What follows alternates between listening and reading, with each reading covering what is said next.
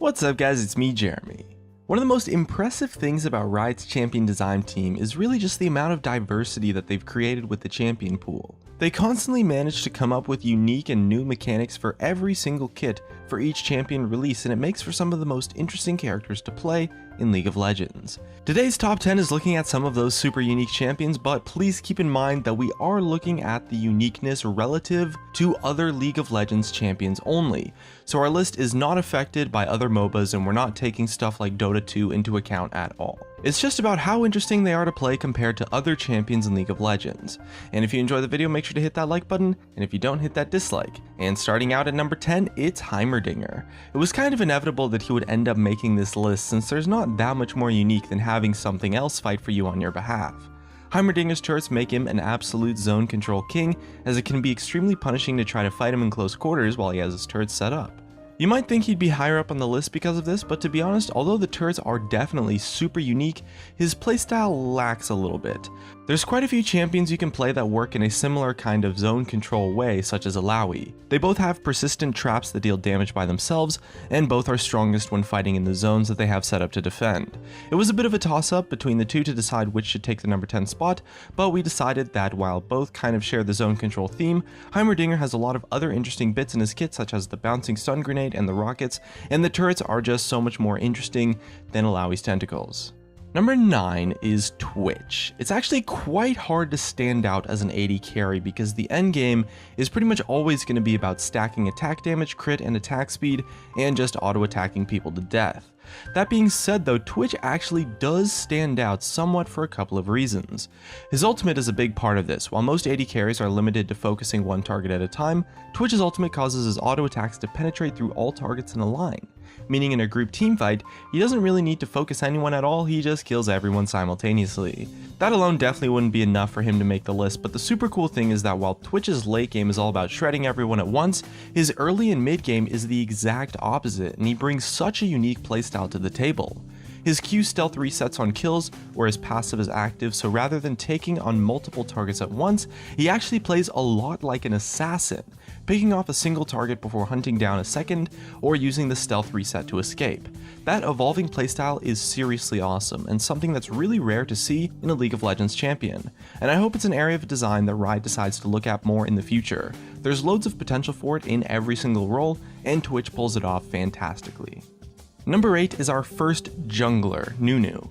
And let's be kind of honest, his kit isn't entirely anything special. His ultimate is super cool and deadly in the right hands, and having a second smite that also heals you is pretty cool too, but it is a little bit simplistic in terms of design. What really makes Nunu stand out is how differently his kit forces him to play. He doesn't have a kit packed with damage like Lee Sin, or a chunk of huge crowd control like a Mumu or something. Nunu is the type of jungler that has to invade, he has to steal objectives, and he has to be a general pain in the ass for the enemy jungler in order to be powerful. His sustain and smite means he can invade really safely and take pretty much whatever he wants. If he uses those invades to get deep wards down, he'll be able to plan his route to counter any gank the enemy jungler wants to make by simply slowing him down and keeping him distracted. It's crazy how he can fuse a game so much with just such a simple kit, but it really makes him super interesting and bring a very unique style. For number 7, we've gone with the reworked Malzahar. It's kind of insane that a rework which essentially just shifted his abilities around made him so much more interesting to play. Pre-rework, Malzahar was all about spamming abilities and locking down a target with his ultimate and bursting them down, and at that point before the rework his Voidlings were a cool touch to add some extra damage, but the lack of ways to control them meant that it didn't really feel like you could actually take advantage of their power. With the rework changes, his W now allows you to summon a Voidling whenever you have it off cooldown, and that Voidling can spawn additional ones based off of certain conditions. Instead of feeling like his kit is just spam spells and get bonus Voidling damage, he's now about using your abilities to help out your Voidlings instead. He works in both solo lanes and in the jungle, AP or AD, making him incredibly flexible in terms of what to build, but the core idea is still the same. Manage your Voidlings to summon as many as you can, and then shred people apart. His passive change has been a godsend too, and although periodically resisting crowd control and damage is kind of ridiculous, it means he has a way to stay alive in lanes where he would have been totally unplayable, and it also gives him power to not get countered during his ultimate. Props to Riot for figuring this one out. It's probably the most successful mage rework so far, introducing new players to Malzahar while keeping what the old Malzahar mains really loved. And taking our number 6 spot, we have Kindred, and they boast another one of these evolving playstyles kind of like Twitch. Kindred is initially all about that early pressure, using mobility and slows along with high damage to snowball lanes through powerful ganks. The mix of single target and area of effect damage makes Kindred one of the best junglers in the game. And although most early game power picks tend to be a little bit worse off late game, Kindred still holds the power to dominate the late game too. As the game progresses, Kindred scales up to become a force almost comparable to actual AD carries, along with the power to save allies from death, and enemies too, and jungle creeps. Kinda crazy, right? Lamb's Respite is one of the most powerful ultimate abilities in the game when used correctly, while still allowing for reasonable counterplay because of the need to stay inside the circle to gain the benefit. And on top of that, she does bring a very unique playstyle of being an AD carry in the jungler. One of the coolest plays I've ever seen was a Kindred that dashed over the Baron pit wall and used Lamb's Respite to prevent the Baron from dying, stopping the enemy team from finishing it off and giving it just enough time for the rest of her team to catch up and engage. On top of all that epicness, throw Kindred's awesome spiritual yin-yang design and you end up with a beautiful and powerful champion that is well deserving of a spot in our top 10. And kicking off the top 5, we have Orianna. You know a champion's going to be unique when you really just can't understand what you're supposed to do when you first play them. Orianna's abilities all revolve around her ball and its position, and that can be incredibly weird to get used to. It means she's incredibly difficult to play effectively, but also really rewarding once you finally figure her out. Orianna as a champion really tests your ability when it comes to decision making. Should you use your ball to poke or keep it for resistances? Combo your ult with an ally by shielding them, or maybe sneak it over a wall and use it directly. It's quite impressive that Riot managed to create a champion that doesn't really target enemies with abilities, instead opting to have her abilities all occur around the ball and simply give her a way to control it. Orianna is one of the staple mages of competitive play in ranked, and she's never too weak for a good player to make use of her. A fed Orianna will carry games with her insane area of effect damage, and a weak Orianna can still contribute at least a little bit through shielding, slows, and her crowd control.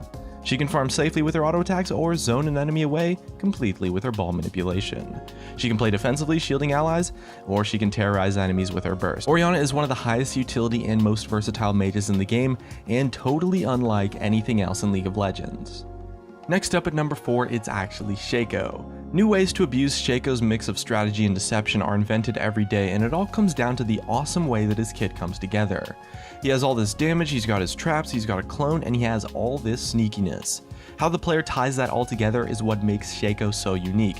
You really can just invent your own playstyle for this guy.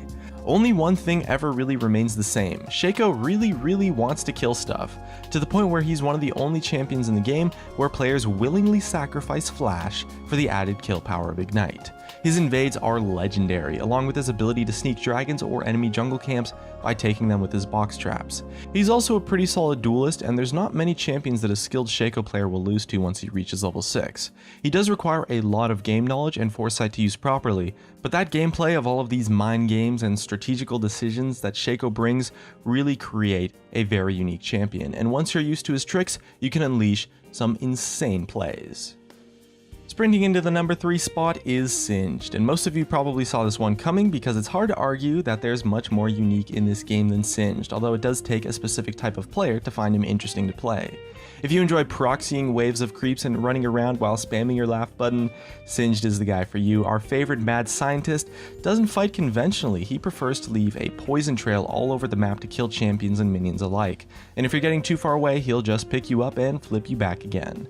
He's quite powerful as a tank because of his disruptive abilities, although he does prefer to split push rather than teamfight, making him quite hard to deal with. Singed just brings such a unique and interesting way to play the game that is unlike any other champion.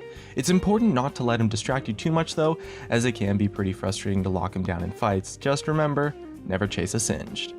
And at number 2 we have a relatively new champion with Bard. He's a pretty troll champion, but he's also ridiculously powerful in the right hands. Bard really innovates and essentially defines the roaming support playstyle because of his ability to leave health packs down for his laner before embarking on that magical journey across the map, collecting charms and assists. Support is one of the most neglected roles in terms of the player base, but releases like Bard have really attracted more players to try it out. He's really exciting to play. Nothing really feels better than landing that game-changing ultimate on the enemy team or saving an ally at the last second.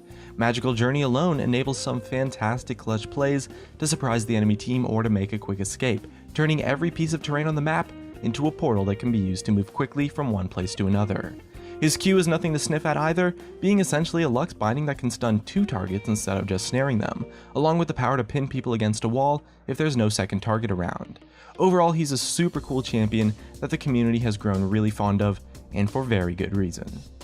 And here we are at the end of our top 10 with our number 1 most interesting and unique champion, Azir.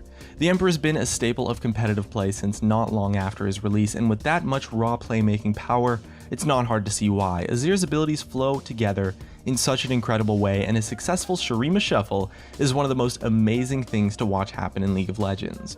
What really blows my mind is how little mechanics Azir's kit actually borrows from other champions, something that's just so hard to do in a game with so many diverse abilities.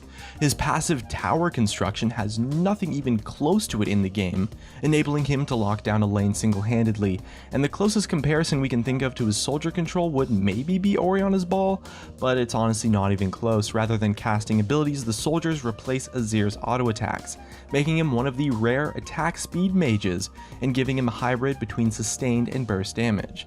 He can also remain mobile with his dash, enabling him to sweep behind the enemy team at high speeds in spectacular fashion. He can wave clear, dual, poke, or combo whatever his team needs, and with his power to adapt to any situation, he has one of the highest skill ceilings in the game as well. Azir is one of the only hyper carry mages in League of Legends, and he's unlike anything else in the game at the moment. Truly unique, extremely interesting to play, and a masterpiece of design makes Azir deserving of our number 1 spot. And that marks the end of our top 10 most interesting and unique champions list. Really hope you guys enjoyed this one and would love to hear your thoughts on either the champions we mentioned or who you think maybe should have made the cut. That's gonna be it from me. If you enjoyed the video, drop a like, subscribe if you want. Thanks for watching, and I'll see you guys next time.